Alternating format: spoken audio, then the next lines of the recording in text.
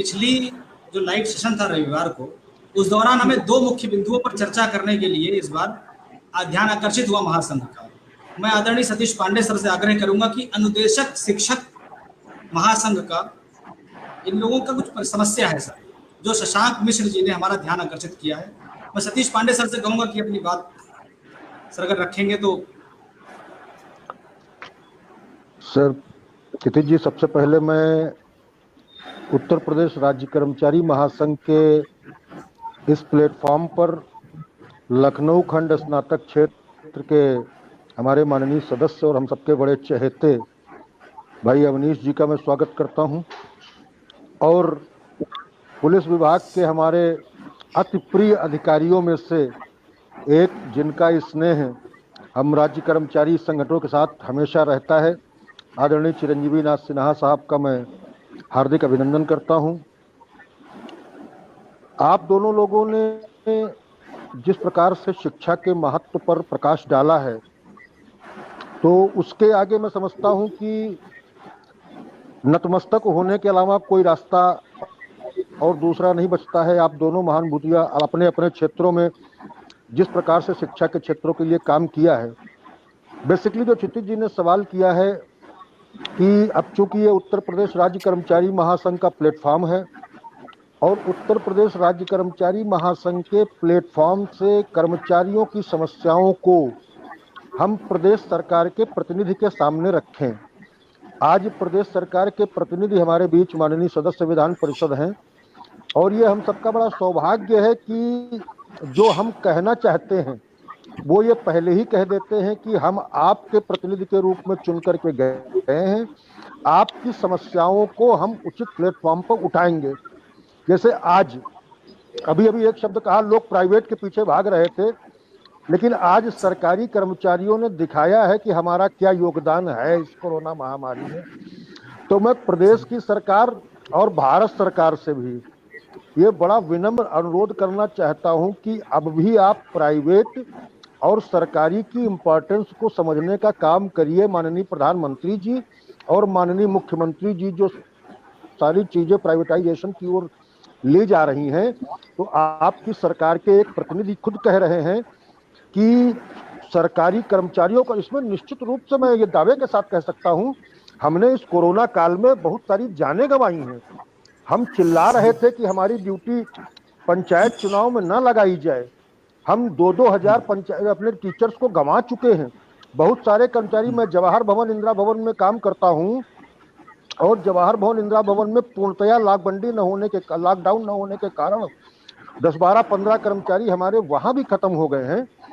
तो मैं सरकार के प्रतिनिधि के रूप में अपने माननीय विधायक जी से ये अनुरोध करूंगा कि सबसे पहले तो जो भी लोग इस कोरोना काल में कार्यालय आने की वजह से, यदि वो कार्यालय ना आते तो वो संक्रमित भी न होते, संक्रमित न होते तो उनकी जान न जाती।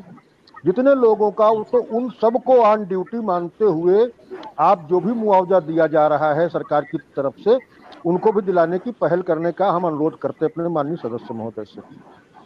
दूसरी चीज जो हमारे शशांक मिश्रा जी ने सवाल किया है शिक्षा अनुदेशक शिक्षकों का, तो अनुदेशक शिक्षकों में आपका ध्यान आकर्षित करना चाहते हूं माननीय सदस्य विधान परिषद महोदय का, कि माननीय महोदय 2017 में उत्तर प्रदेश की सरकार ने एक शासनादेश जारी किया था जिसमें शिक्षा मित्रों का और अनुदेशक शिक्षकों का मानदेय बढ़ाए जाने की बात थी।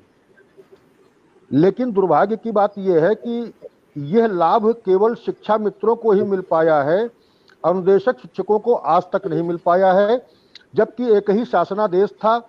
तो मेरा केवल अनुरोध है कि आपको माननीय मुख्यमंत्री जी को केवल ये याद दिलाना है कि आपने जो शासनादेश किया था, करवाया था, उसमें ये हमारे अनुदेशक शिक्षक भी थे, शिक्षा मित्र भी थे। शिक्षा मित्रों को ये लाभ मिल गया है। बहुत सिंपल सा सवाल है, शिक्षा मित्रों को ये लाभ मिल गया है और अनुदेशक शिक्षकों का मानदेय अभी तक नहीं बढ़ाया गया है। ये हमारा बड़ा विनम्र निवेदन है। बहुत सारी चीजें ऐसी भी हैं जो हम कहना चाहते हैं, लेकिन हम चाहते हैं कि हम आपके ऊपर बोझ उतना ही डालें जितना आप नहीं, बोझ को बियर कर सकें। नहीं आप डालिए, हम तैयार हैं। तो हम ये दो बिंदुओं पर, एक तो जितने भी राज्य कर्मचारियों की सेवा अवधि के दौरान कोरोना से संक्रमित होने की मृत्यु हुई है उनको सबको मुआवजा दिलाया जाए, और दूसरा ये जो हमारा शिक्षा अनुदेशक शशांक मिश्रा जी ने कहा है इनके साथ वाकई ज्यादती हो रही। एक ही शासनादेश में अगर ये कहा गया है कि शिक्षा मित्रों को भी दिया जाएगा बढ़ा हुआ मानदेय और शिक्षा अनुदेशकों को भी दिया जाएगा, तो केवल एक पक्ष को अभी दिया जा रहा, दूसरे पक्ष को नहीं दिया जा रहा है। मैं इन्हीं बातों के साथ मैं अपनी वाणी को विराम दूंगा, और साथ ही हमारे सुशील कुमार बच्चा जी जो केवल महामंत्री ही नहीं, जवाहर भवन इंदिरा भवन कर्मचारी महासंघ के एक बहुत ही कर्मठ समाज सेवी भी हैं। आप आए दिन अखबारों में इनकी समाज सेवा के तमाम सारे, हालांकि ये काम सुशील जी का है इनके बारे में बताना, लेकिन चूंकि ये मेरे बहुत प्रिय महामंत्री है तो मैं थोड़ा सा इनकी तारीफ किए बगैर रह नहीं पा रहा हूँ। तो अगला सवाल जो भी होगा क्षितिज जी अपने महामंत्री जी से करेंगे। सतीश जी, हाँ वैसे ये दोनों मुद्दे मुझे लगता है बिल्कुल जेन्युइन है और इन पे वार्ता करी जानी चाहिए। आपसे मेरा इतना सा अनुरोध है कि एक पत्र बना के मुझे दोनों मुद्दों का अलग अलग पत्र बना के दीजिए, मैं उनके लिए समय लेके उनसे वार्ता करता हूं और प्रयास करता हूं किसी बिल्कुल। बहुत बहुत धन्यवाद, बहुत बहुत धन्यवाद आपको। मैं महामंत्री सुशील कुमार बच्चा भैया से कुछ इस पर टिप्पणी लेना चाहूंगा। सबसे पहले मैं आप सबको प्रणाम करना चाहूंगा। आवाज आ रही है? जी बिल्कुल, बढ़िया आ रही है। बढ़िया। सबसे पहले मैं आप सबको प्रणाम करना चाहूंगा कि नाम लूंगा नहीं, बच्चा हूँ, आप लोग डांटोगे मुझे, ठीक है? सबको प्रणाम करता हूँ। और राज्य कर्मचारी महासंघ ने जो मुहिम चैनल चलाया है इसका पूरा मैं समर्थन करता हूँ और बराबर जुड़ा भी हूँ। पांडे जी के सानिध्य में रहता हूँ, आप सबके सानिध्य में रहता हूँ।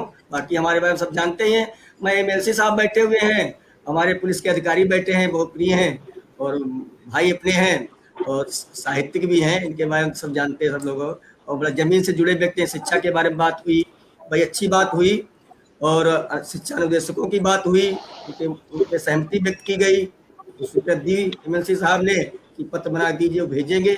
मैं भी एक अनुरोध करना चाहूँ बच्चा के नाते, क्योंकि हम भी कर्मचारी नेता हूँ, महामंत्री भी हूँ, बराबर आप लोग जिताते भी मुझे हो, मैं निर्विरोध जीतता हूँ पांडे जी के आशीर्वाद से।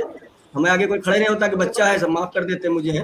तो मेरा एक अनुरोध, विनम्र अनुरोध ये है कि जो है महंगाई भत्ता की किस्त जो कोरोना काल में रोकी गई है, 2 वर्षों से लगभग रुकी हुई, ठीक है रुकी है, उसका मैं सहन करता हूँ क्योंकि जनता के लिए पैसे की जरूरत पड़ती है। सरकार ने वो पैसा जनता में गेहूं चावल बांट रहे हैं, बट रहा, प्रधानमंत्री जी बांट भी रहे हैं और उनकी योजनाएं चल रही। मगर हमारे कुछ मध्यम कर्मचारी भी हैं, निम्न कर्मचारी भी होते हैं, चतुर्श्रेणी होते हैं, उनको डीए की आवश्यकता होती है। चलो हम 90,000 तनख्वाह पाते हैं, कोई बात नहीं, हमें डीए नहीं चाहिए, बट उन कर्मचारियों को चाहिए जो कम तनख्वाह पाते हैं, लोन भी लेते हैं, घर भी बनवाते हैं, उसी से फीस भी अदा करते हैं। हर आदमी प्राइवेट में पढ़ाना चाहता है। अभी बड़ी अच्छी बात कही, वह कर्मचारियों की प्रशंसा आपने कर दी। कर्मचारी बिना ना चुनाव हो सकता है या कोई भी चुनाव हो, तब प्राइवेट नहीं लगाया जाता है। तो सरकार से हमारा विनम्र अनुरोध भी है, ये बात आप एमएलसी साहब उठाएंगे, सदन में उठाना भी चाहिए कि जब कोई सरकारी कार्य होता है, चुनाव हो या कुछ भी हो, उसमें सरकार की आवश्यकता पड़ती है, सरकारी अधिकारियों की आवश्यकता, पुलिस की आवश्यकता पड़ती है, उसमें प्राइवेट तो सिक्योरिटी तो नहीं आ जाती है। तो इस पर बहुत विचारणीय बिंदु है, ये उनकी आवश्यकता है। आपकी सरकारी नौकरियां नहीं है, देश में है ना प्रदेश में है ना कहीं भी है, तो उनके लिए अलग व्यवस्था हो, हमारी भी सुविधाएं भी देखी जाए। तो सबका एक तालमेल जब रहेगा, कर्मचारियों का और निजीकरण का, जनप्रतिनिधियों का, समाज सेवियों का, इसकी कमी आ रही है। मैं देख रहा हूँ बहुत लोग तो फोन नहीं उठाते हैं, प्रतिनिधि लोग कोरोना काल में फोन जरूर उठाओ, एमएलसी साहब उठाते हैं, कॉल बैक भी करते हैं, मैं सराहना भी करता हूँ, और सर भी फोन करते हैं। और जब पुलिस के अधिकारी इतना बिजी रहते हैं तब भी बच्चा जी कैसे हो, दिल खुश हो जाता है। बाकी तो बच्चा सब कर ही रहे हैं, समाज सेवा कर ही रहे हैं, तन मन लगा ही देता अपना हो। स्कूटी भैया चलता मैं हूँ, देखते भी हो, मेरे पास तो कार भी नहीं है, अध्यक्ष कभी बैठा लेते हैं, आप बच्चा बैठो चल छोड़ते घर पे, मेरे पास है। जब नेतागिरी करना हो तो इन्हीं गाड़ी जाते हैं। तो ये मुद्दा है। और बाकी मैं कोरोना काल की बात करूंगा, जवाहर भवन इंदिरा भवन में देखा होगा आप लोगों ने, सब लोग पढ़ते रहते हो और मीडिया के बंधु बड़ा सहयोग करते हैं, बात हमारी उठाती है और सरकार मानती भी है। अभी देखिए महासंघ ने उठाया था विकलांग कर्मचारी, गर्भवती महिलाएं और गंभीर बीमारी जो कोरोना काल में हुई हैं, उनका मैंने बात उठाई, लिखा भी मुख्यमंत्री जी को। उन्होंने उसको गंभीरता से लिया सरकार ने, और 2 दिन के अंदर आदेश हो गया कि सरकार, जो अच्छी बात है वहाँ सराहना भी होनी चाहिए। जो मैं हर समय निगेटिव जब हम बात करें तो निगेटिव तुम्हारे साथ भी हो जाएगा, मेरे साथ भी हो जाएगा। सरकार की जो उपलब्धियां हैं गिरानी भी चाहिए, और जो उनको सुझाव भी देना चाहिए। भाई सरकार तो हम ही लोग हैं, सरकारी कर्मचारी हो या अधिकारी हो या IAS हो या प्रधानमंत्री, सब जनता है। जब जनता कभी कभी छोटा आदमी अच्छा सुझाव दे देता है, उस अमल हो जाता है, काम हो जाता है। दूसरी बात, पुलिस विभाग ने अब इस कोरोना काल में बड़ा अच्छा काम किया। लॉकडाउन में किसी से अभद्रता भी नहीं हुई, न किसी डंडा चलाया पुलिस ने। इसलिए मैं साहब बैठे इनको बधाई दूं, पुलिस महकमा को बधाई देता हूँ, मैं DGP साहब को भी देता हूँ। तो पुलिस ने अच्छा कार्य किया। आपकी चोचों में नहीं हुआ, पहले चोचों में होता था, वहाँ डंडा मार दिया, वो मास्क नहीं लगाए थे, अब मास्क पहनाया भी गया, दिए भी गए, हमने भी बांटे मास्क जवाहर बोर्ड में, और सम्मान भी दिए लोगों को। तो अब की बात तालमेल रहा पुलिस का, जनता का, जनप्रतिनिधियों का। इसकी मैं जवाहर भवन, इंदिरा भवन कर्मचारी महासंघ की ओर से बहुत बहुत बधाई देता हूँ। आप जुड़ते रहिएगा, ये चैनल बहुत अच्छा है। इसमें जब तालमेल बनेगा तो समाज का सुधार भी होगा और प्रगति होगी। धन्यवाद। अवनीश सिंह सर जी, चिरंजीव सर से बात कर रहा हूँ। इसमें कि अभी बच्चा भैया पुलिस की भूमिका पे बात कर रहे थे इसको लॉकडाउन में। सर आपका कुछ वीडियो देखा, कुछ रिपोर्ट देखा, कुछ हम लोग अपडेट रहते हैं, आपने इस कोरोना में एक संरक्षक की तरह काम किया। अमूमन पुलिस से पब्लिक को ऐसी सकारात्मक भूमिका की उम्मीद रहती कम है कि वो रमजान में रोजे का सामान भी पहुंचा दे फोन पर, कि वो दवाइयाँ भी पहुंचा दे। सर क्या संदेश देना चाहेंगे इस कार्य से हमारे माध्यम से जनता को? सर देखिए, हम पुलिस अधिकारी तो हैं, ये तो हमारा, मैं मानता हूँ कि ईश्वर का आशीर्वाद है और आप सबका सहयोग है। लेकिन सबसे पहले तो हम एक इंसान हैं, इसी कम्युनिटी से आए हैं। चाहे वो रमजान हो, चाहे वो ईद हो, चाहे दीपावली हो, यदि कोई व्यक्ति हमारे आसपास का परेशान है, और इस सिस्टम में जो राजकीय कर्मचारी है, पुलिस भी उसका एक पार्ट है, उससे एक उम्मीद ये होती है कि यदि आप उनकी अपनी बात वहां तक पहुंचाएंगे तो कहीं ना कहीं से आपको कोई ना कोई सहायता प्राप्त होगी। आज भी इस सिस्टम में आप ये देखिए कि रात को यदि 12 बजे आप कहीं जा रहे हो तो आपको रास्ते में एक सिपाही दिख जाता है तो आपको बहुत आत्मतोष होता है कि अच्छा सब ठीक है। सच बात है। तो जब भी कभी ऐसी सूचना आई तो मैंने देखा कि हमारे यहाँ के जितने लखनऊ के जो खासतौर पे विधायकगण हैं या माननीय मंत्रीगण हैं, सभी इस काम में लगे हुए थे, हमारे राजकीय कर्मचारी भी। क्योंकि मैं भी काफ़ी समय से यहाँ हूँ, बहुतों को जानता भी हूँ, तो कहीं से किसी ने नंबर पाए और उन्होंने मुझे फ़ोन किया। तो मैं ही सोचता हूँ कि कोई व्यक्ति यदि किसी को फ़ोन किया है तो किसी न किसी भावना के वशीभूत हो किया है, किसी उसको आशा रही होगी। उसकी आशा टूटनी नहीं चाहिए, क्योंकि वो उसकी आशा चिरंजीव सिन्हा से नहीं है, उसकी आशा सिस्टम से। सिस्टम कभी भी ब्रेक नहीं होना चाहिए। बस आपका सहयोग था, ये सारे काम पूरे हो गए और भगवान ने चाहा तो आगे भी होंगे। बहुत बहुत धन्यवाद सर। आपने नगर निगम के चतुर्थ श्रेणी कर्मचारियों को भी राशन भी दिया, मास्क भी दिया। हम महासंघ की तरफ से आपको बहुत धन्यवाद ज्ञापन करते हैं। सर अवनीश सर आज एक बहुत जरूरी मुद्दा, एक बहुत जरूरी विषय, पिछली बार लाइव में हमें हजारों कमेंट मैसेज इसको लेकर आए। पुलिस भर्ती 2018 की बात करना चाहूंगा। इसके सर 2 मुख्य बिंदु हैं। पुलिस भर्ती 2018 में एक तो 41,520 भर्तियां निकली थी, उसमें 5,292 मेडिकल अनफिट हो गए थे, उनकी वेटिंग लिस्ट अभी नहीं निकली है, उसका भी अभ्यर्थी इंतजार कर रहे हैं। और एक 49,568 भर्तियों का है सर, इसमें 14,000 लोग अभ्यर्थियों की मात्र ट्रेनिंग हुई है, बाकी सब अभी इंतजार कर रहे हैं। इसके लिए सरकार का क्या रुख है? सतीश पांडे सर। सतीश पांडे सर बात रखना चाहेंगे अपनी आप, फिर अवनीश का कमेंट लें। आवाज कट रही कुछ। हेलो अवनीश सिंह सर, इस आवाज लेना चाहेंगे सर आपका? किसी की आ रही कुछ कनेक्ट, कुछ प्रॉब्लम हो रही है जी। हमारी आवाज आ रही है सर? आ रही है आपकी आवाज अभी भी सर। पूरा हमारा कमेंट बॉक्स इस विषय से भरा हुआ है, पुलिस भर्ती से सर। जी हम चाहते हैं सर इस पर कुछ आप एक स्पष्ट रुख बताएं और इसकी आवाज पहुंचाएं सर मुख्यमंत्री जी तक। देखिए, जहाँ तक मैं बात करूँ सरकार की, सर योगी जी के नेतृत्व में प्रदेश सरकार सारी भर्तियां पारदर्शिता पूर्ण हो और शीघ्र हो, इसके लिए प्रतिबद्ध है। ऐसा आपको दिखाई भी दिया होगा कि पिछले 4 सालों में 4 लाख से अधिक भर्तियां हुई। कहीं चिरंजीव सिन्हा जी हैं अपने साथ, कहीं ना कहीं किसी न किसी परीक्षार्थी के माध्यम से हाईकोर्ट में जाके, सुप्रीम कोर्ट में जाके भर्तियों में कहीं ना कहीं रुकावट डाली जाती है, और जिसे का अभी सिस्टम की बात हुई ना, वो पूरा सिस्टम कहीं ना कहीं अटकता है। मुख्यमंत्री जी पूरी तरह से प्रतिबद्ध हैं इस बात के लिए कि क्योंकि जैसा कि कोविड के संकट में आप सबने जो काम किए हैं, और जिस तरह से प्रदेश के सरकारी कर्मचारी जिन परिस्थितियों में काम करते हैं, मैं तो बहुत चर्चा नहीं कर पाया, लेकिन आप ऐसे देखिए कि प्रदेश का सरकारी कर्मचारी बिना पंखे के गर्मी में जिस परिस्थिति में काम करता है, उस परिस्थिति में उस 5 स्टार जैसे माहौल में काम करने वाले कर्मचारी को अगर बैठा दिया तो मुझे लग रहा है 1 घंटे भी काम नहीं कर पाएगा। तो वो काबिले तारीफ है, और क्योंकि हम लोग इसलिए कर पाते हैं वो काम क्योंकि हम उसी जगह से आए हुए हैं, हमारी जड़ें वहीं जुड़ी हुई हैं, हम गांव में रहे हैं, गांव के माहौल में पैदा हुए हैं, गांव के माहौल में हमने शिक्षा पाई है, और वो गर्मी सर्दी बरसात हमने सब देखा हुआ, इसीलिए और वो दर्द भी हमें होता है। बिल्कुल सही बात। बहुत सारे अच्छे लोग हैं, एक आध दो खराब भी हर जगह होते हैं, लेकिन इस भर्ती के मामले में जहाँ तक सरकार का रुख है, वो पूरी तरह से स्पष्ट है कि जितनी जल्दी से जल्दी हो सके सरकार के खाली पदों को भरा जाए।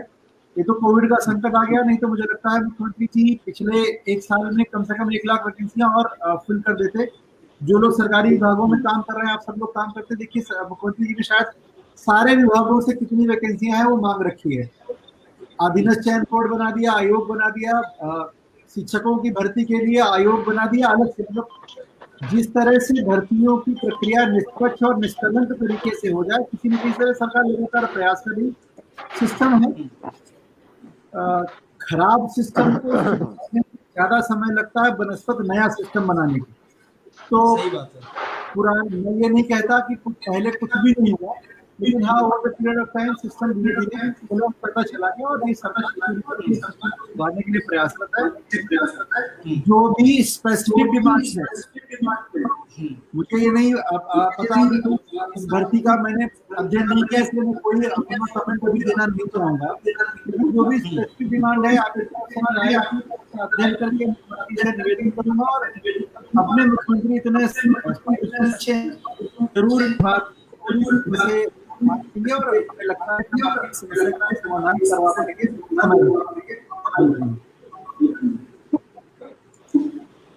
बहुत बहुत धन्यवाद सर। हम ईश्वर से कामना करेंगे कि जल्दी ये कोरोना महामारी हम लोगों का छोड़े, हम इससे बचें और दुनिया और आगे की तरफ बहुत तेजी से चले। सर चलते चलते मैं सतीश कुमार पांडे सर से दर्शकों के लिए, मेहमानों के लिए और कर्मचारियों के लिए फाइनल स्टेटमेंट लेना चाहूंगा। सबसे पहले मैं अपने माननीय सदस्य विधान परिषद जी का बहुत बहुत आभार व्यक्त करता हूं इस बात के लिए कि उन्होंने अपना अमूल्य समय हमारे इस चैनल को दिया। दूसरी चीज, हम तो आपकी बातों से हमें इतनी प्रसन्नता हो रही, इतनी संतुष्टि मिल रही कि आप हमारे दर्द को महसूस कर रहे हैं। सबसे ज्यादा हमें प्रसन्नता इस बात की है, जैसे आपने कहा कि सरकारी कर्मचारी बिना पंखे के कैसे काम करता है, किस प्रकार से वो अपनी ड्यूटी संपादित करता है, तो मैं इस बात का आभारी हूं कि आपके मन में सरकारी कर्मचारियों के प्रति दर्द है, और जिस व्यक्ति के अंदर दर्द है उससे हम पूरा विश्वास भी रखते हैं कि हमारी समस्याओं को बड़ी ईमानदारी के साथ उच्च सदन में ढंग से रख करके और हमारी समस्याओं का निराकरण कराएंगे। और मैं आपको अपने पैरोकार के रूप में, हम लोगों ने बड़ी मेहनत करके आपको भेजा भी है और आपसे उम्मीदें भी हैं कि हमारी चीज़ों को, और उन उम्मीदों को आप पूरा कर भी रहे। आपकी बातों से भी लग रहा है कि आप जिस प्रकार से हमारी पीड़ा को महसूस कर रहे हैं, इसके लिए मैं आपके प्रति कृतज्ञता ज्ञापित करता हूं।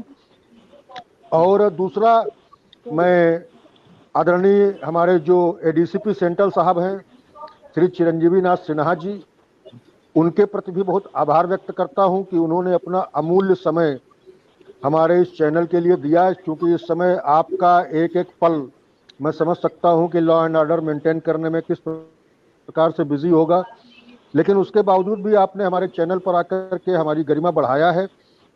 और आपका तो हमेशा, चाहे हमारे आंदोलनात्मक कार्यक्रम हो या चाहे जिस प्रकार के कार्यक्रम हो, हमेशा आपके साथ एक अच्छे सामंजस्य के साथ हम लोग कार्यक्रम भी सफल कर ले जाते हैं और आपको बहुत ज़्यादा तकलीफ भी नहीं देते हैं, और न आप हमारी तरफ किसी प्रकार का एक प्रदर्शनकारी या अधिकारी के रूप में कभी आज तक हमें नजर नहीं आए। इसी तरह का स्नेह सर बनाए रखिएगा, और आपके प्रति भी मैं बड़ी कृतज्ञता ज्ञापित करता हूँ। मैं अपने दर्शकों से भी, दर्शक जो भी हमारे इस Uttar Pradesh, thank you sir, Uttar Pradesh राज्य कर्मचारी महासंघ के इस आधिकारिक चैनल से जुड़ रहे हैं, मेरा ये प्रयास रहेगा आगे भी कि जो भी समस्याएं आप रेज करोगे, हम हर संडे को प्रदेश सरकार से कोई न कोई प्रतिनिधि हम आमंत्रित करेंगे। हम उसके सामने आपकी समस्याओं को बहुत विस्तार से रखेंगे, और निश्चित रूप से आने वाले समय में हमें ऐसा लगता है कि सरकार और इस महासंघ के बीच में एक ऐसा रिश्ता बन जाएगा जिससे बहुत सारी समस्याओं का समाधान अपने आप हो जाएगा। क्योंकि जब सरकार के ही लोग हमारी बात को प्रभावशाली ढंग से अगर माननीय मुख्यमंत्री जी के समक्ष प्रस्तुत करेंगे, चाहे वो शिक्षा अनुदेशकों का मामला हो, चाहे वो पुलिस भर्ती का मामला हो। पुलिस भर्ती के भी मामले में हमारे माननीय सदस्य महोदय ने बहुत अच्छे ढंग से बता दिया है कि कोरोना की वजह से कुछ डिले हो रहा है, तो इसका आप सारे लोग विश्वास रखें। आप लोग इस राज्य कर्मचारी महासंघ के चैनल से जुड़ते रहें, और आपकी समस्याओं का निराकरण कराने का हम वादा करते हैं। बहुत बहुत धन्यवाद आप दोनों अतिथियों का, और हमारे जो इस चैनल के इस कार्यक्रम को सफल बनाने में जिन्होंने दिन रात एक करके अपनी मेहनत से, जब हम कार्यक्रम तो संडे को 45 मिनट यहाँ बैठ जाते हैं, उसके पहले 2 या 3 दिन पहले से जो व्यक्ति जुड़ करके पूरे जी जान से लग करके, चाहे वो अवनीश जी के बारे में जानकारियां इकट्ठा करना हो, चाहे चिरंजीवी नाथ सिन्हा जी के बारे में इकट्ठा करना हो, या कोई भी हमारा अतिथि आ रहा है तो उसके बारे में अगर जानने का है, तो उसके पीछे जो मेहनत छुपी हुई है इस कार्यक्रम को लाइव प्रसारण करने में, मैं अपने छोटे भाई क्षितिज के प्रति भी आभार व्यक्त करता हूँ। क्षितिज का मैं बहुत आभारी हूँ, और अपने प्रिय महामंत्री जो हमारे साथ कंधे से कंधा लगा करके हमेशा हमारा साथ देते हैं और संघर्षों में हमारे साथी रहते हैं, मैं आपके प्रति भी बहुत कृतज्ञता ज्ञापित करता हूं। बहुत बहुत धन्यवाद आप सभी को। आप सभी का बहुत बहुत धन्यवाद। आपने देखा कि पिछले रविवार लाइव सेशन में जिन विषयों पर आपने महासंघ का ध्यान केंद्रित किया, उसे हमने इस रविवार की शाम को लाइव सेशन में सरकार के प्रतिनिधि के सामने रखा। अगर आपको लगता है कि आपके पास कर्मचारियों में, जनता में कुछ ऐसे विषय हैं जो हम सरकार तक आप हमारे माध्यम से पहुंचा सकते हैं, तो हमें मैसेज करें, हमें मेल करें। स्वस्थ रहें, फिट रहें, हिट रहें। बहुत बहुत धन्यवाद। बहुत बहुत धन्यवाद। बहुत थैंक यू। नमस्कार नमस्कार नमस्कार नमस्कार नमस्कार।